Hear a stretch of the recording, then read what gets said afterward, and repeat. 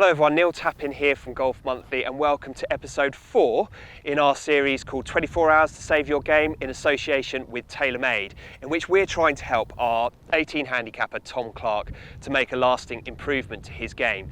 And in this video we have recruited the help of former Ryder Cup captain Paul McGinley, and Paul's going to play a few holes with Tom to try and get an insight into the way that Tom thinks on the golf course, and then to offer some advice on how to devise a smarter game plan to try and get around the golf course in as few shots possible, and actually just to think a little bit clearer, especially while he's under pressure trying to put a score together. Guys, if you're new to the Golf Monthly YouTube channel, please do hit the subscribe button to make sure that you don't miss any of our videos. Hit the like button if you like what you're watching. But let's head over now, meet Paul McGinley, and find out how Paul will help Tom shoot lower scores.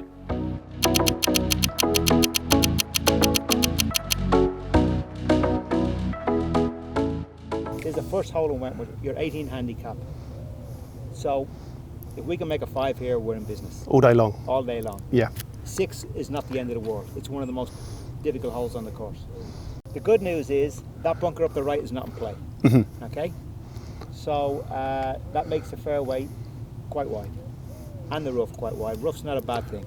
So with your little bit of a block going on at the moment, that gives us even more room down the right hand side. So I kind of like the way this is lined up for us. So off you go, swing the way you've been swinging on the range. Yep. And we'll go. Play well. Play well, yeah. There's nice, lots of white grass out there for you to aim at. Beautiful. Up and running. Went forwards. It went forward. That's straight on the fairway. Oh, I'm liking.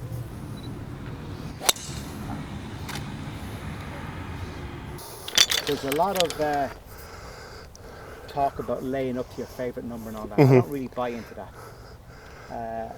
Statistics show that the closer you are to the green, the more chance you have of hitting a next shot closer. So the idea here is get it up as far as you can. Yeah. All right. So 5 wood is a little bit more loft, a little bit more forgiving. Again, you've got a big expanse of grass up there, from tree line to tree line. Yeah. You know, you're probably 80 yards there, so just constantly think of the big target. Oh, here comes the hook. Yeah. Get it up. Spit it No, up. it came down. It came down. Underneath it. Okay, so now we got a tough shot. You don't have a great lie, but you do have a clear shot.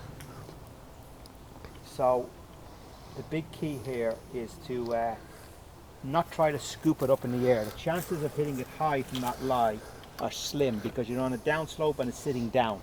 Okay, so to get the ball moving out of there, you need lots of loft and you need to drive it. So you need to drive it out of there. You can't, if you start backing up to hit it up in the air, you're going to hit behind it. So the big key here, like all the times in the rough, is to drive the ball down, get the ball forward. Okay. Straight left.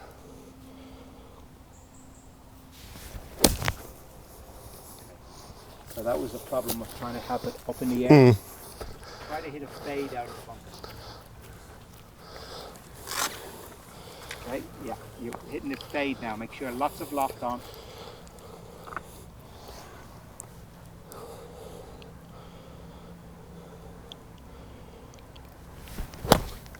Voila, voila, good shot. And coming down steep and playing a fade shot is not a bad swing thought when you're hitting chips and bunker shots. Let's get a routine going. It's really important to get a routine, and when you're under pressure, this is your holy grail. Right, now if you hit it that hard, you're only getting it halfway. Okay. So you really got to put some effort into this. Really swing that putter head. Is that going to be enough to get it there? How much power are you going to put? There, that looks like it. In you go. Now just let it happen.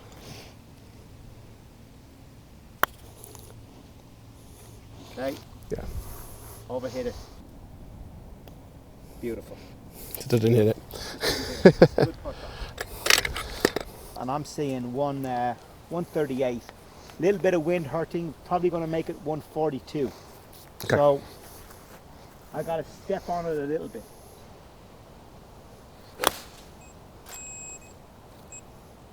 Be good. Shot. The worst place for you is going to be in those front bunkers. That's a tough up and down for you. So let's try to take those out of play. What's your yardage to the flag? 138. Yep. What do you hit 138? Well, I've got 8 iron. You hit that 140, do you? I can, yeah. That's with a good one. Yes. Okay, well, let's gauge for not such a good one. Okay. Let's 7 iron then? Let's give ourselves a little bit of safety, Yeah, sure. right? So let's put an extra club in, because the place we don't want to be is short of this Sure. flag. So we put an extra club in, and that means we don't have to swing it so hard. Locked it. You got a really tough shot here. Yeah. And I think the play is here a 9 iron. 9 iron should take, the worst place you can go is hit it through the green and out the other side. Yeah. You can take a high number from there. Even if you miss it and it stays in this rough, it's not the end of the world. So I will be playing a 9 iron and trying to pitch it over this first slope. Okay. When you're doing your chip and run like this, is always try to pitch it on a flat spot. You don't want to pitch it on an upslope unless you have to. Okay. So try to pitch it on the flat up there. The rough will slow it down. Yeah.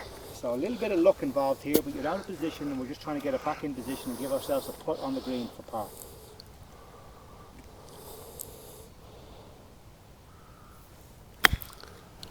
Brilliant. Brilliant. Get in. Well done. The thing to remember about putting as well is we always talk about the line, but the line is not the width of the ball. It's 2.5 times the width of the ball.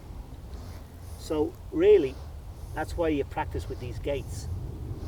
Really, if you hit it in there, you're probably going to hold the putt, Okay.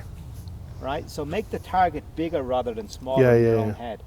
And if you can hit it through those gates, that's why those gates are a great thing to practice. Because it makes you feel, you know what, yeah, I can do that.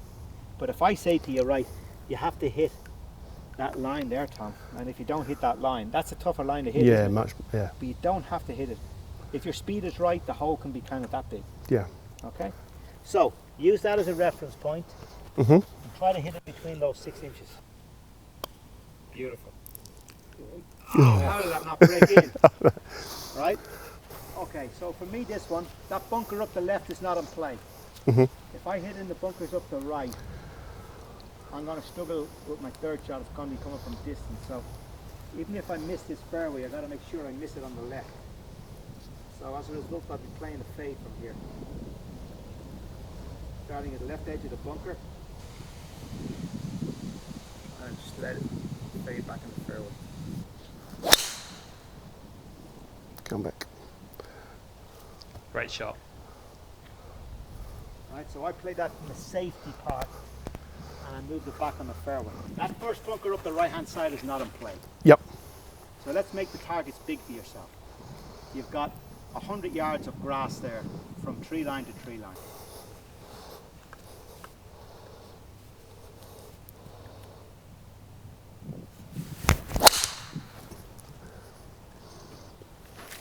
Okay, so you've probably got about 190 from here, I'd say. Coming out of the rough, you need loft. Yeah. Okay? So go back to what we said on the first hole. Two things, lots of loft, and secondly, try to cut the ball. Cut the ball is going to make you come down a bit steeper, outside the line, and by doing that, you're going to hit the ball first. And okay, so you're coming down steep on this now, and you're going to hit a big old slice.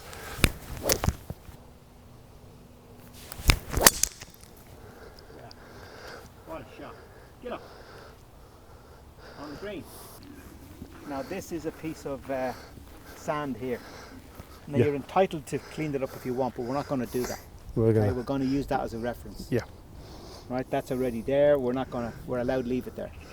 So I know that I want to be just left of that, and I want to just know that all I want is 2 feet of speed past this. Yeah. We've done great work to get here in 2. 3 putts. This is a tough 2 putt. A 3 putt here is okay. Yeah. But we certainly don't want to put it off the green. Absolutely. So be a little bit cautious. Pretty good. Pretty good. It's not gone off the front. That's okay. Yeah. We'll take that. Yeah. Okay? Take that. That's not a bad putt. Yeah. Between these 2 pitch marks, it's not going to do you any harm, is it? Yeah. Yeah.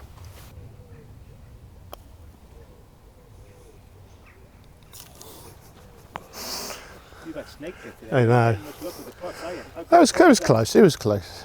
That's a 5 and 2 points, though. We'll take it all day long. Haven't seen yours. I'm going to give less break.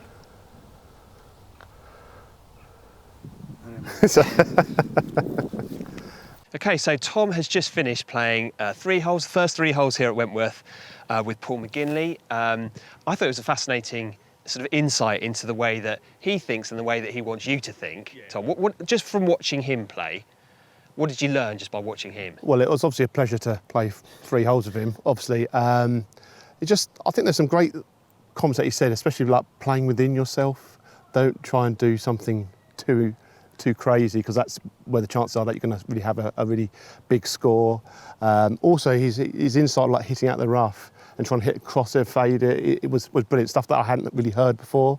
But just playing with him, he knows his game inside and out, and obviously, but he's not known for overpowering golf courses, but he just knows exactly how to plot them and where, what to do from every yardage, really. Yeah, and one thing I thought was fascinating was actually about the targets, and how often we'll hear coaches and players talk about picking a smaller target as possible. I totally understand the theory there, but actually Paul was giving you more confidence by trying to make your target a little bit wider. What did you think about that? Yeah, it's brilliant, especially on the green. So actually saying, instead of trying to hit one particular spot, to use the example of a tee, actually use the tees as a goal. And so actually anywhere between that goal, actually you're going to be pretty close there, and then it's in the lap of the gods whether you hold it or not. So that's brilliant. Again, I think we've all been heard those lessons, when you try and go for a more precise point. So actually that was a refreshing thing to hear, and something I'm sure I nearly hold 2 putts there, which I probably wouldn't have done anyway. So I think that's something I'll take out into the course and for future things. And how nerve-wracking was it to play with Paul? Well, yeah, really, it was really nerve-wracking, but I asked him about that. I said, do you still get nervous? He goes, I get nervous every time I go on the first tee, everywhere. And you've just got to lower your heart rate. Don't get too ahead of yourself. He was saying, if you're worried about the next shot, then you've already mocked up that shot, but before. So I think that was great. Just it's great to hear that someone as good as him, who's been in high pressure circumstances, it still gets nervous as well. I think that gives us all hope, to be honest with you. Well, there you have it. That's the end of the strategy and mental game part of this series. Fascinating insight to see how Paul thinks and to see how Paul wants Tom to think. Hopefully it gives you some insights and it gives you some advice on how you might be able to better manage your own game. Before you go, please do leave some comments below. What do you think about the advice that Paul gave? We'd be really interested to hear what you have to say. But for now, from Wentworth, it's goodbye.